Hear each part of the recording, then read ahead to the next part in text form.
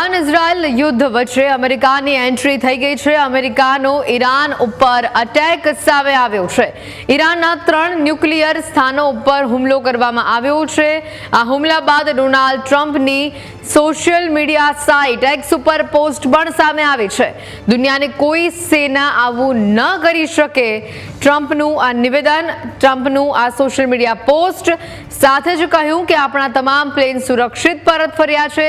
ઈરાનનો Fordow nuclear centre નષ્ટ કરવામાં આવ્યું છે અને હવે શાંતિનો સમય આવી ગયો છે।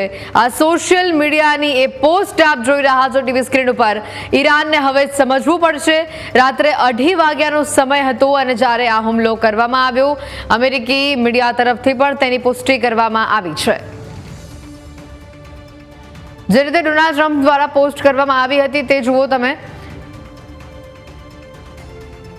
આ ડોનાલ્ડ ટ્રમ્પ દ્વારા સોશિયલ મીડિયા સાઇટ એક્સ ઉપર પોસ્ટ કરવામાં આવી, જેમાં લખવામાં આવ્યું હતું કે જે રીતનો આ હુમલો કરવામાં આવ્યો છે, આપણે ઈરાનના 3 પરમાણુ સ્થાનો ઉપર ખૂબ જ સફળતાપૂર્વક હુમલો કર્યો છે, જેમાં ફોર્ડો, નતાંજ, એસ્ફાન શામેલ છે। તમામ વિમાન હવે ઈરાનના હવાઈ ક્ષેત્રથી બહાર છે। પ્રાથમિક સ્થળ ફોર્ડોમાં બોમ્બનો પૂરો પેલોડ છોડી દેવામાં આવ્યો।